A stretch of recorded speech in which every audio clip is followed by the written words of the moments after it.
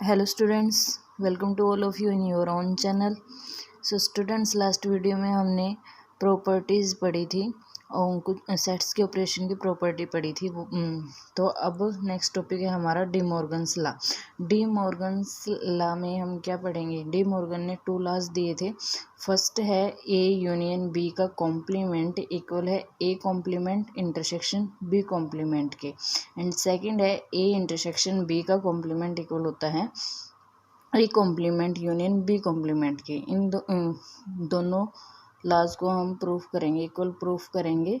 तो इनको equal proof करने के लिए सबसे पहले क्या करेंगे हम? देखो, इन दोनों को, किसी भी दो सेट्स को आपस में इक्वल प्रूफ करने के लिए क्या करना होता है? इस फर्स्ट वाले सेट को सेकंड वाले का सबसेट दिखा देंगे और सेकंड वाले सेट को फर्स्ट वाले सेट का सबसेट दिखा देंगे। ठीक है, तो फिर ये क्या हो जाएंगे? आपस में इक्वल हो जाएंगे। अब इनको सबसेट कैसे दिखाते हैं एक दूसरे का? अब कोई एलिमेंट ले लेते हैं, मान लीजिए एक्स ले लिया फर्स्ट सेट में से और उसको सेकंड में बिलोंग करवा दें, तो जो फर्स्ट वाला सेट है वो सबसेट बन जाता है सेकंड का। अगर फर्स्ट सेट में से कोई एलिमेंट उठा के हम सेकंड सेट में बिलोंग करवा देते हैं तो ये फर्स्ट वाला जो है वो सेकंड का सबसेट बन जाता है। इसी तरह सेकंड में से कोई, मान लीजिए वाई उठा लेते हैं, वाई कोई एलिमेंट सेकंड सेट में से उठा के हम फर्स्ट में उसे बिलोंग करवा दें तो ये जो है सेकंड सेट फर्स्ट सेट का सबसेट बन जाता है। जब ये दोनों सेट एक दूसरे के सबसेट बन जाते हैं तो ये क्या हो जाते हैं? इक्वल प्रूफ हो जाते हैं। ठीक है, एक और बात की थी हमने यहाँ पर belong to and does not belong to की। डज बिलोंग टू और डज नॉट बिलोंग टू का में देखिए, यहाँ पर यूनियन जो होता है, यूनियन को हम और वर्ड से डिनोट करते हैं, और वर्ड लिखते हैं यूनियन के लिए, एंड इंटरसेक्शन के लिए क्या लिखते हैं? एंड वर्ड राइट करते हैं। तो ये होता है जब बिलोंग टू का साइन होता है। बिलोंग टू के केस में हम यूनियन को और वर्ड से दिखाते हैं और इंटरसेक्शन को एंड वर्ड से दिखाते हैं। अगर साइन होता है डज नॉट बिलोंग टू का तो उल्टा हो जाता है, यूनियन के लिए एंड यूज़ करेंगे और इंटरसेक्शन के लिए और यूज़ करेंगे। तो स्टूडेंट, करते हैं अब फर्स्ट पार्ट को इक्वल प्रूफ करते हैं। मैंने बोला था कि इसमें से एक एलिमेंट लेंगे, इसको इसमें बिलोंग करवा देंगे। तो लेते हैं इसमें से लेट एक्स, कोई एलिमेंट उठा लिया मैंने इस सेट में से ए यूनियन बी के कॉम्प्लीमेंट में से। अगर एक्स इसके कॉम्प्लीमेंट में बिलोंग कर रहा है तो किस में बिलोंग नहीं कर रहा होगा? X does not belong to A union B में। कोई चीज़ अगर कॉम्प्लीमेंट में है तो वो उस सेट में नहीं होएगी, तो ए यूनियन बी में नहीं होएगी। इसका क्या मतलब है कि एक्स ना ही तो ए में है एंड ना ही एक्स किस में है? बी में है। यूनियन में नहीं है तो वो ना ही तो ए में होगी। यूनियन में बोथ सेट्स में होती है वो चीज़ यूनियन में आती है, ए में भी होगी और बी में भी होगी, तो यूनियन में आएगी। दोनों के एलिमेंट्स आते हैं यूनियन में, तो इसका मतलब ना ही तो एक्स ए में है और ना ही एक्स बी में है। अब ना ही तो ए में और ना ही बी में, तो वो किस में होगी? X belong to A complement and x belong to B complement. A में नहीं है तो ए कॉम्प्लीमेंट में होगी, बी में नहीं है तो बी कॉम्प्लीमेंट में होगी। अब इनके कॉम्प्लीमेंट में है तो क्या होगी?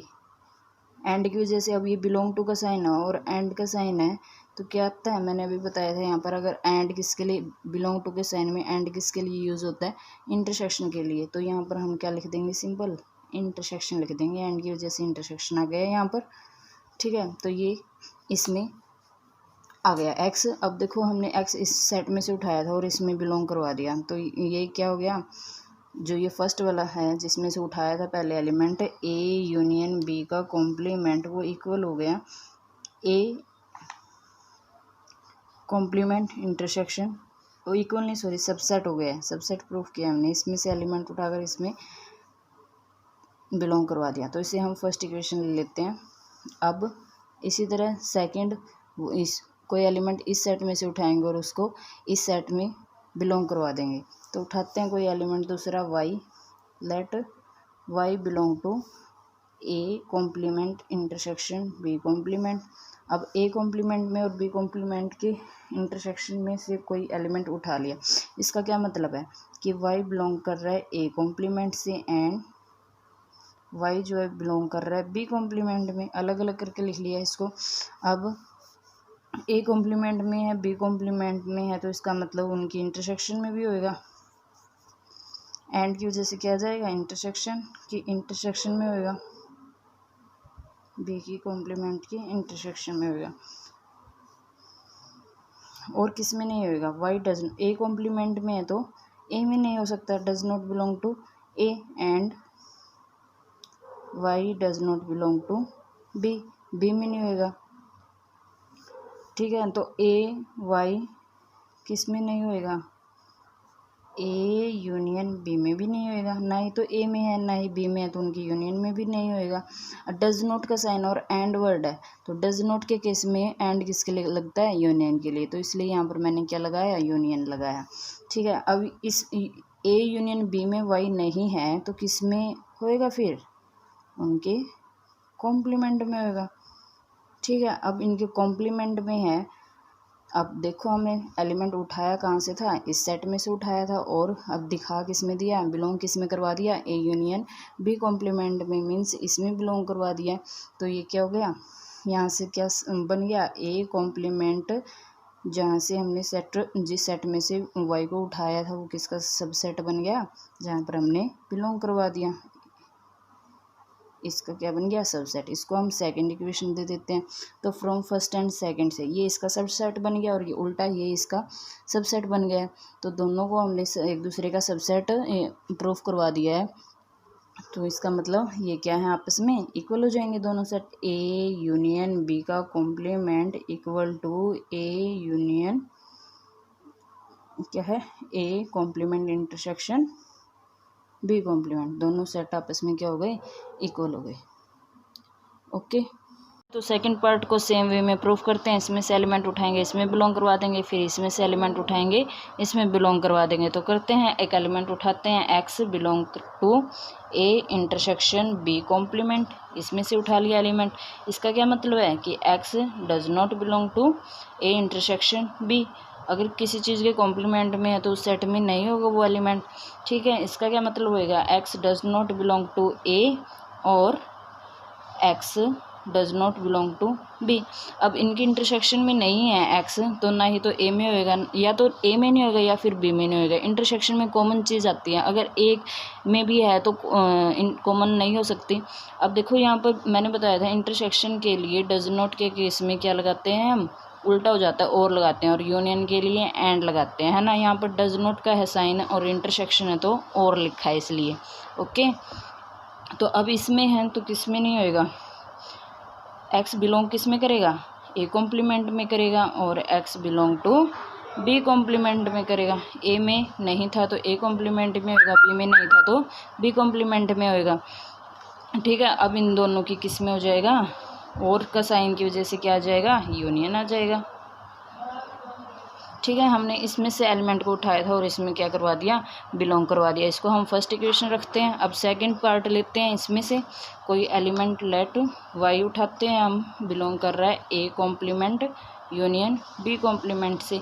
अगर कोई एलिमेंट है इसमें है तो देखिए वाई बिलोंग करेगा ए कॉम्प्लीमेंट एंड, ठीक है, तो कोई हमने लेट कर लिया वाई एलिमेंट इस सेट से, तो वाई बिलोंग करेगा ए कॉम्प्लीमेंट में और वाई बिलोंग करेगा बी कॉम्प्लीमेंट में। अब इन दोनों में करेगा तो किस में नहीं करेगा, y does not belong to A और y does not belong to B.